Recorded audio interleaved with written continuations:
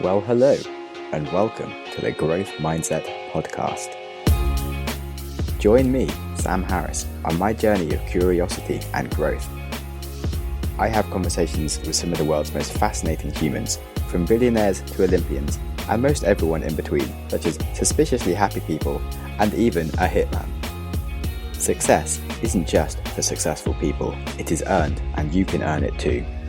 I find out how ordinary people become extraordinary to fuel your own growth mindset.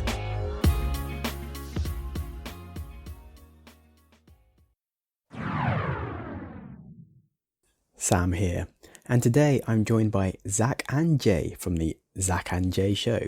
It is my honour to be running the podcast where I regularly get to meet people who are just much more amazing than myself, and this week we are not failing at all on that respect. I think just either Zac or Jay alone would be infinitely cooler than me, and together they are just a real bundle of awesomeness. So Zac and Jay run a popular YouTube channel with 700,000 subscribers where they make just really brilliant content.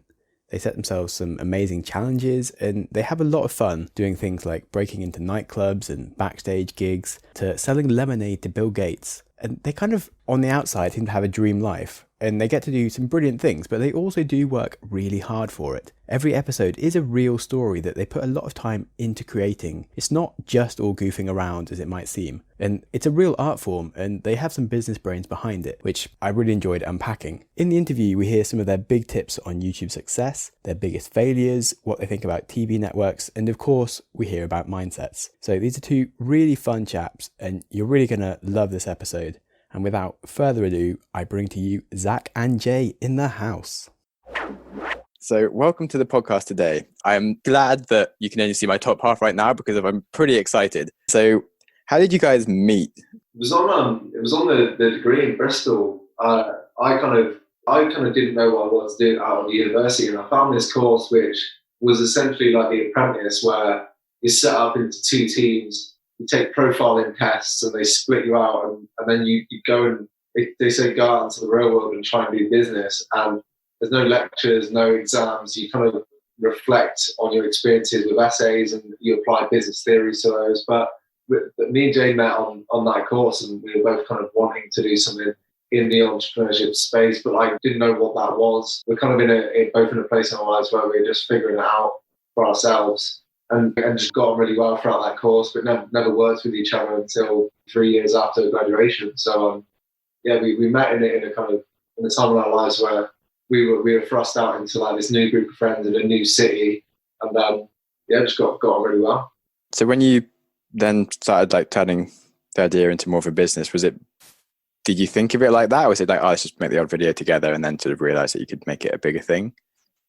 I think we were thinking about that quite quickly. Like one of the gigs that we kind of snuck into was a Skepta gig in Manchester, and basically just carried a load of a bin backstage when all the staff walking backstage with bottles. And I remember thinking, shit, if you can repeat this on a scale, like when Met Aim shook his hand, said that show was sick, got kicked out, but then Skepta was like, no, he can stay, and stayed drinking with them all night. So it was like a great experience and an eye-opener to how easy it was to sneak in. But if Zac could capture that and there's a sick edit on it, people would just love tuning in for it because it is a crazy kind of story and experience. And Skepta's got a tattoo, which is, I'm not a massive Skepta fan, by the way. It sounds like I'm a stalker.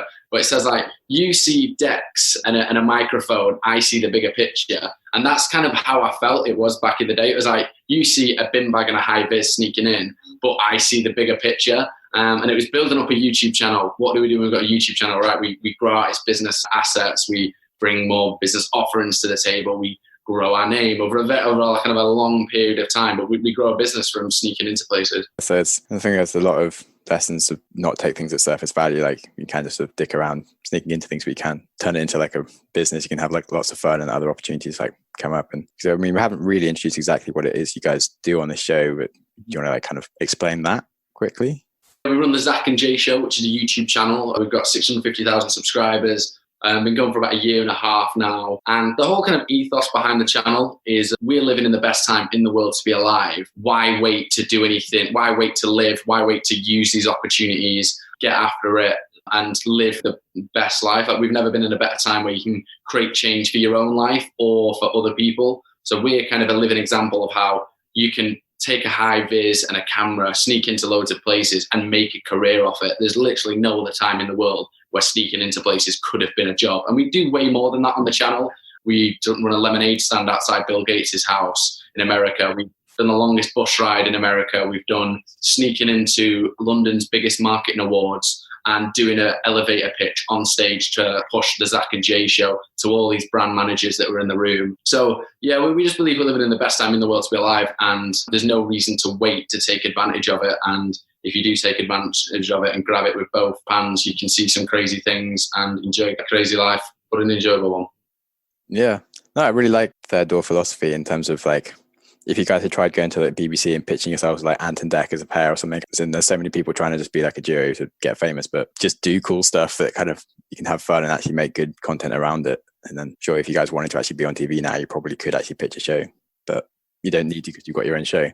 Yeah, exactly. We were actually on a show, Pants on Fire it was called, and we were doing crazy challenges around Europe, and there were celebrity judges like Jimmy Carr, Maya Jama, Catherine Ryan, one of the Spice Girls, and they would guess whether or not we did the challenges or not, and we'd bluff in front of a live audience, and that was kind of cool. But throughout the whole process, they thought they were doing us a massive favour by letting us go on TV. And in the negotiations, I kind of said, like, look, guys, we're taking a bit of a risk here. And they were like, what? You're taking a risk? This is a huge opportunity for you. And we're like, guys, I mean, you just completely don't understand this YouTube space. The youngest billionaire in the world, like literally in the world, is at Instagram, and she's Kylie Jenner. You just don't understand the power and value of having your own audiences on these platforms. You think TV's the dog's bollocks and everyone's shiny and perfectly good looking with a load of makeup artists and red carpets, but you just don't need any of that anymore to be successful. So yeah, and we've had quite a lot of talks with BBC, and they've gone at us with ideas and said, look, we'll fund the biggest ideas and we'll do production. And we're just like, why would we want to do that? We've got a channel where it's compounding growth. Every time we grow, we kind of have got those people to sell to. We've got those people to push more ideas to. We've got those people to engage with. But if you do a TV channel, the channel kind of gets all that benefit and the program gets all that benefit. So yeah, it's an interesting one, TV. I guess kind of like publishing, more self-publishing kind of thing with like music or books or anything. And the same with like, you know, you can try and be on the radio show or you can start your own podcast. You got to hustle a lot more to make it work, but you have to hustle to get on it. Yeah, well I think the allure of doing something like that is kind of the stamp of approval. I know when we did our TV show, we had built up like this YouTube channel on our own accord. We had literally like filming videos, editing videos, but had complete control over every aspect of everything we were doing. And as soon as we did TV, to my friends at home, to kind of like my parents, to all those kind of people, they were like, wow, you made it, you're in the TV world. And to us, it just didn't feel that way. We were just like, we got lack of control. We feel like we're filling someone else's vision of what this show actually is. And we almost felt like puppets. Yeah, we were just getting told what to do, which is just a bit of a shock to the system. So again, like you started your own podcast. If you were part of a radio network or whatever, like I'm sure you wouldn't be able to have complete freedom over who you were booking, what you were talking about, and you started this podcast saying that you were naked from the waist down, so you're not censored in any sort of way either. So that's the kind of beauty of the modern time, I guess. You can reach more people. And it's certainly been nice for myself having the control to like interview random people that, technically speaking, you'd never sort of put on the BBC, but just was suspiciously happy. I was like, I just want to know why you're so happy, mate, and these kind of things, or like interviewed a hitman, that kind of stuff. And it's sort of a bit harder to kind of do that officially through. Yeah, why are you so happy, bro? BBC, it just go beep. Do you think you get away with things a lot more because you say you're doing it for YouTube? So like people then realize that you're caught, but then they're like, oh, well, stay because you're cool.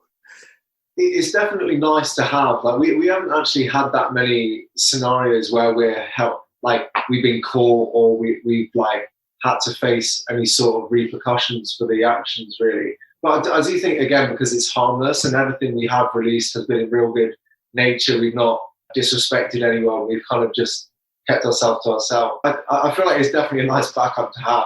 If you're there with a camera and a high vis, you're not just a kind of weirdo trying to get close to these famous people. You're there creating. You got like sort of, they can check up on you and be like, oh yeah, you are this person, rather than like, oh, you're like a stalker or something weird. Yeah, it definitely helps. Really helpful. So I've certainly found like running the podcast, it's just like a great life hack in terms of if you just want to talk to interesting people, they'll make time for you. Whereas it's just hard to have like the level of conversation that you can have with someone that you want to get to know, or even if it's someone that you kind of met somewhere and you sort of said you do business together or something, but you just can't have like a proper hour conversation to actually get to know them better to then do something. You just have the excuse. Certainly imagine for you guys, it's just a really good forcing function to make you do interesting stuff like the 36-hour bus journey and these kind of things that sort of you probably should do at some point in your life, but like at the moment when the option's there to do it, you're like, oh, I'm not sure. But like the point of life is to kind of live like things that are interesting stories for yourself and actually have more enjoyment. And if you literally have to tell stories out of what you're doing, you're more likely to tell yourself a more interesting story by like living an interesting story kind of thing.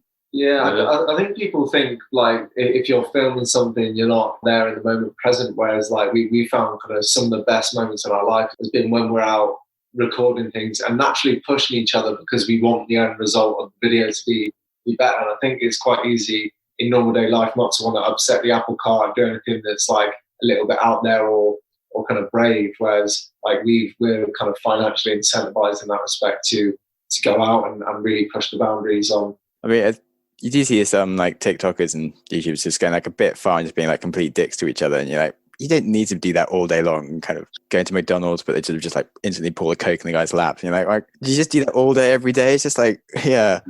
It's stuff that you wouldn't do in normal life unless it was being recorded. Whereas ours is like genuine good life experiences, regardless of whether the camera's out, I think. So, that's the difference. Also, we kind of like have just a general life rule of like, don't be a dick. Like, I think that people just don't like being left with a sour taste in their mouth. And I just feel like such a weird guy if I was going out to create that sort of discomfort in other people. And knowing that you're doing it so other people laugh, but you're not doing it so other people laugh, you're doing it so you progress your YouTube channel and stuff. It's like your business is going around pissing people off. It's just don't feel very nice, don't sit very nice. I think it kind of just like promotes the circle of people being idiots to each other to try and get famous and stuff, and it encourages other creators to do the same if it works. And what would you say is like been the most fun event that you've done? I really liked cheese rolling. Yeah. It's been on the list.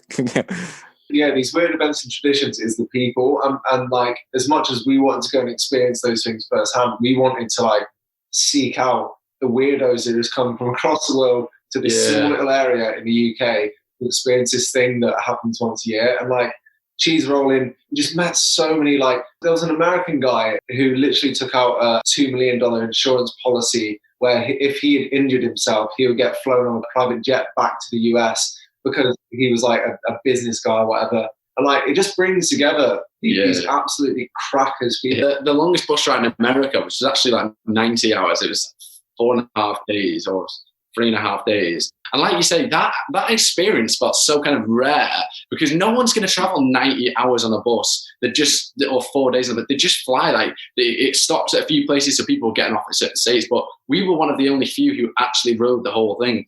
And especially if you're British, you're not going to pay 700 quid to go to America for a month and spend 4 of those days on a bus that cost you $200. You're just not going to do that. But we did it because we were going to get a video, and therefore the experiences that we had on that trip were just absolutely unreal. We met the craziest people, had the craziest stories, saw sides of America that we never would have gone. Like you're in gas stations in the middle of Idaho, and the diner's so American, and she's topping you up and giving you these hash browns and like, hey guys, good morning guys. And you can tell her life has been that for 45 years minimum. It's really good to just do things.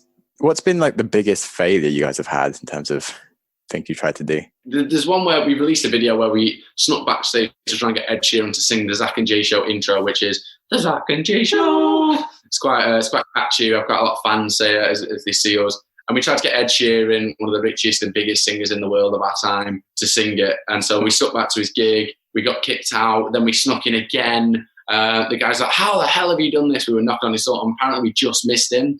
But that in itself was a failure. But it was a great video in itself and a great story. So that went out and did really well. And so I think the biggest one was when we did this thing called the Stuck Inside show, where we did like 3 episodes a week. We doubled down on it. We thought it was going to be massive. It was when quarantine happened, so we were kind of pumped out a show that was very unique for quarantine, and we're interacting with other creators in a collaborative way like no one else was doing. And essentially, it just didn't get very many views. It was the lowest we'd had in ages. We lost a lot of momentum of the channel. What we thought was going to be massive just wasn't. And yeah, we learned a lot about it. We learned we needed to kind of build out our audience in different ways. So we started an email list. And our core fans did still love it. It just didn't grow how we thought. And I feel like that's the biggest project where we put in the most energy and just didn't get the results we wanted. But yeah, I mean, absolutely no regrets. It was great learning and good experience. I'd say the Tiger King video, the mission was to sing the words of Roses by Outkast without realising. So we paid like 600 quid for them to say these personalised messages, but the end result was just so bad. And we felt like we needed to put the video out because we'd spent this money. But in reality, it just wasn't that impressive what we did. And we spent all this, the effort was still like high. It was a lot of effort and we went to lengths to do it. But the results just weren't there for it. And but it's good learning, all this stuff. It's a really hard one when you've sort of committed to something and it seems really shit, but you feel like you have to finish it off. And so you do, even though like you really shouldn't. It's a funny situation. But have you done like any sort of live shows where you just sort of let people come and ask you some questions about what's going on? Like YouTube Live or something where you just kind of go, oh, it's Sunday, we're live and you can ask us. Yeah, we did a talent show on our Instagram, but we haven't done like a live interactive Q&A. That's a good idea. That's a good shout. Yeah, I want to do more of that stuff. I feel like so much of YouTube engagement is based on the videos. We've just released a newsletter, which is once a week. It's very much not a newsletter of updates. It's very much the best bits of the internet. It's called Good Shit Only, and it's just good shit, really. It's like music, podcasts, everything starts with like a thought-provoking quote. What else have we got in there? Like books, an inspiring story. Every kind of news has an inspiring story in there. And it's just engaging with audiences in different ways. And I think, doing a live Q&A. We've even thought about doing like behind-the-scenes business stuff and some sort of business seminar. Get a lot of engagement whenever I talk about like how to podcast with someone. It's kind of interesting. I mean, I think for you, it might be a bit different because you've kind of built this growth mindset podcast from an audience which is coming for kind of business content. For us, we get quite a mixed batch between people of what, like, that's one thing we realized from the Stuck Inside show is that what have we built our audience on? It's going out there and doing big outlandish ideas that other people wouldn't do. If we change all our content on YouTube to just business stuff, we got in touch with Gary Vee and I don't know, all that, like, people wouldn't really rate it. We'd almost have to build up a new business following and grow like that. So I think we're just diversifying and going slowly, and we've set up an email list. We're not pushing it aggressively saying, you have to get on this. It's like, look, guys, if you want to get on it, and then it will slowly grow because it's kind of a good product in itself. I think it's better to be more organic with these things. So yes, on that YouTubing success. So you spoke about like having like one a week big things. Have you got maybe like your top 3 tips for how to be a successful YouTuber? I think make ideas that make people feel deep levels of emotion. And it doesn't matter what that emotion is, whether it's excitement, nervousness, happiness, sadness, all the emotions on the spectrum. Make them feel like a deep emotion. The watch time is super key for it to get recommended. So keep the story moving. Don't at any stage let the story get done. One thing that we do is have our phone next to us when we watch a video, when we're watching a run through. And if at any stage we kind of go for the phone, we get a text, we get a bit bored, then that's when we know that the audience will as well. And then something else that's quite practical is just like the thumbnail. The thumbnail is kind of like the packaging of a product and how good it looks. Like the video is almost like the toothpaste. I've never used this analogy before, but then like the thumbnail is like the pack and the title is like the packaging of the toothpaste. So you can have the best toothpaste that gives your teeth the cleanest wash. However, if it looks crap, then no one's going to actually buy that and use it and then keep using it and then sharing it. So yeah, get a good thumbnail which grabs your attention. It's got one key focus. The thing we do is the squint test. So you're kind of closing your eyes a little bit, you're squinting at it,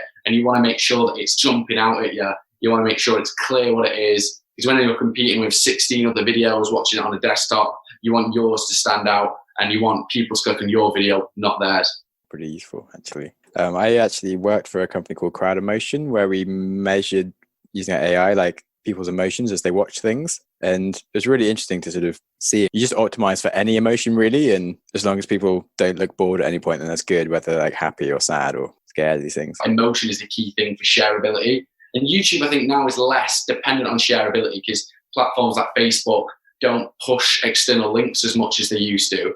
They push their own like native videos. But still, for the watch time, I think emotional intensity is key. What would you say your top 3 mistakes in terms of YouTube success? As in top 3 things that you shouldn't do. Yeah, I think people find success in certain things, certain styles of videos or certain bits of content. So for us, it would be the sneaking into stuff and it does really well and everyone loves it. But then your channel is stuck in a certain place and people expect that. And then as soon as you, whether that's legal reasons or creatively you want to try other stuff, you've built an audience based around one thing, which doesn't have long-term sustainability, especially if you're becoming popular and just a noticeable face in the scene. You can't go around and keep sneaking into places all your life because you will be on every security checklist ever. So we've seen other creators kind of get stuck in a niche and then try and pivot when it's too late.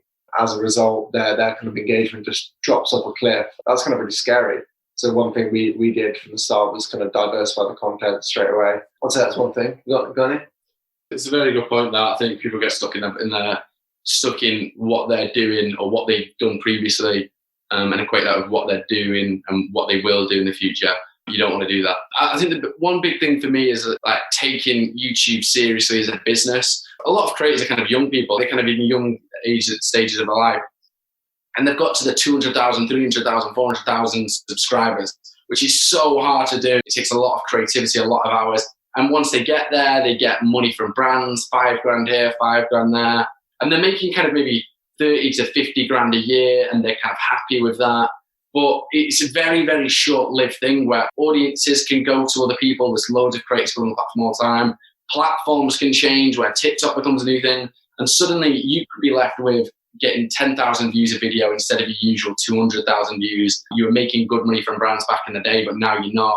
And suddenly you're looking around going, oh shit, that was a good 2 years on YouTube at its peak and 5 years to get there. When I think a lot of people, if with like a little bit more focus look on their channel, could really kind of make something big from it and build, maybe bring products in or just have like better strategic partners or have more of a long-term approach and make sure that if a platform does change, they're not massively vulnerable to it. So I think that's one thing that I'd say is like a lot of creators have done the hard work of building up big platforms, but then the real thing that should be on sustainability and not kind of getting too excited with where they're at and getting too comfy, I think is the key one. You want to be innovating from the inside and disrupting yourself.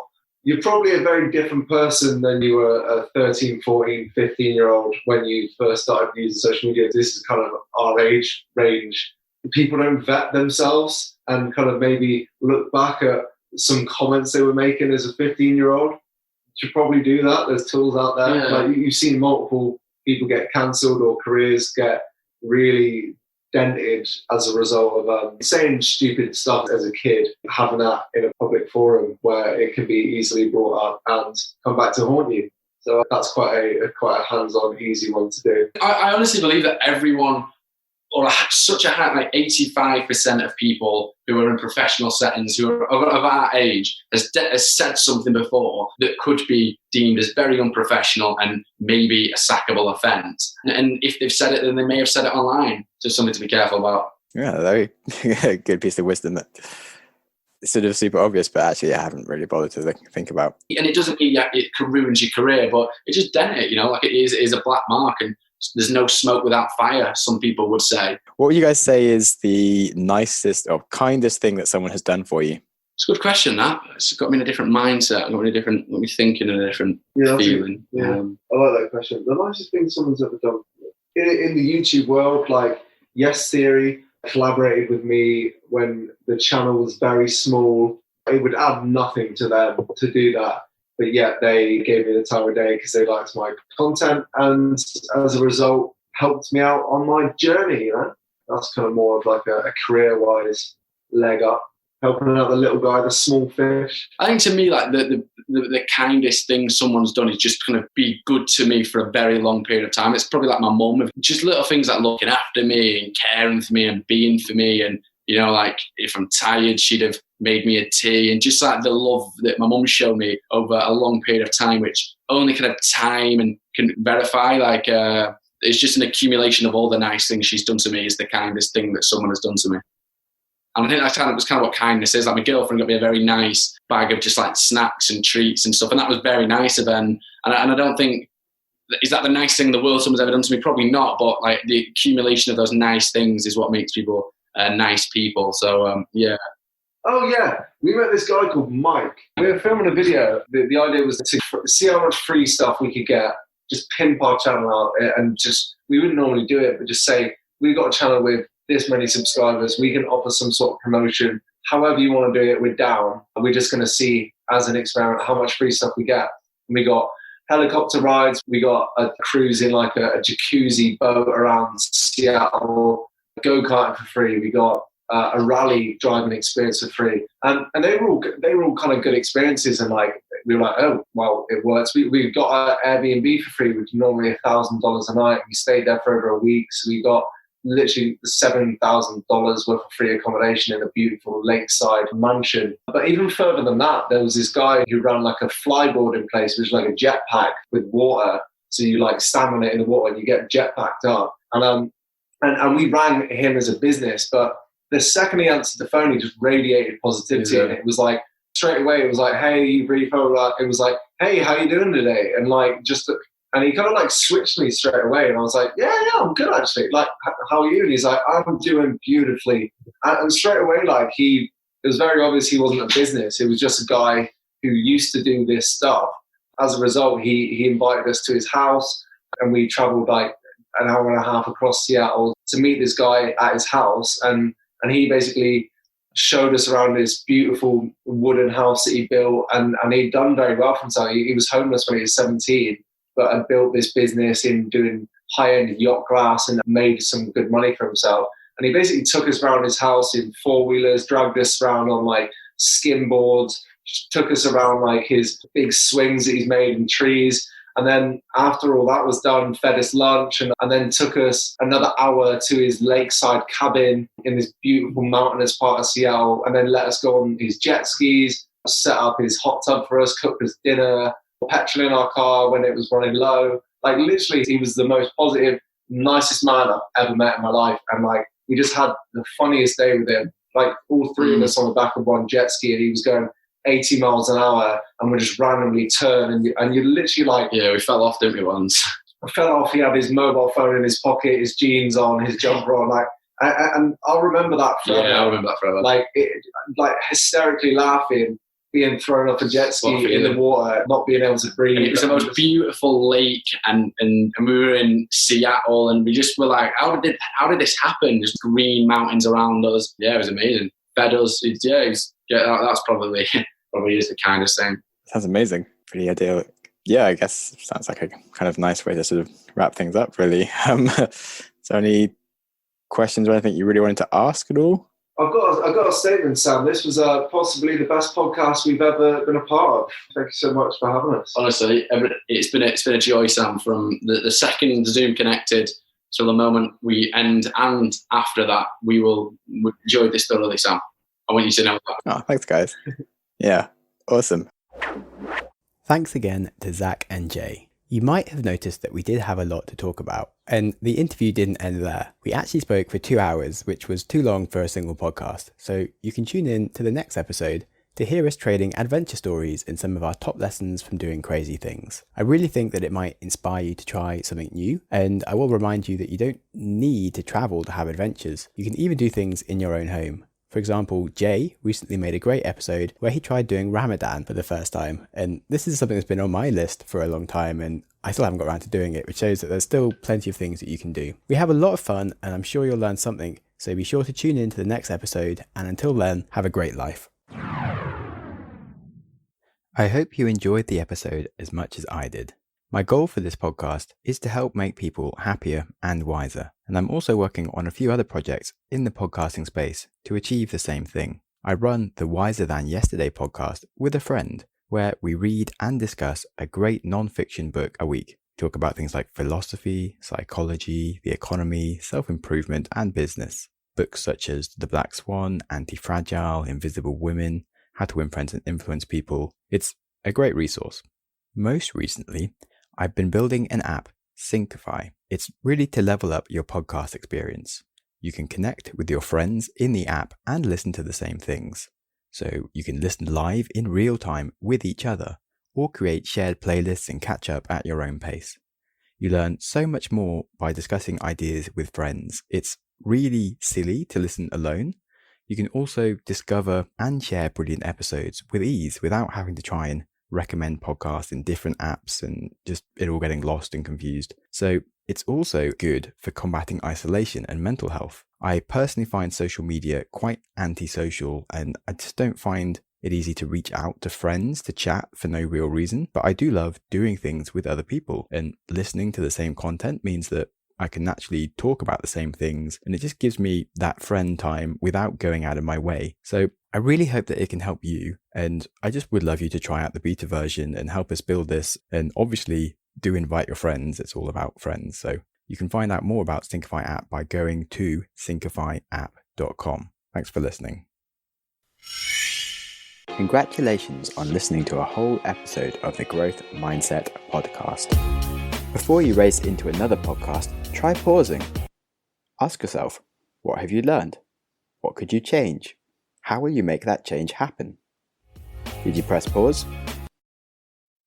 Knowledge is useless without action. What did you learn? What should you change? And how will you make that change happen? You can tell us what you learned by contacting us through the website, growthmindsetpodcast.com.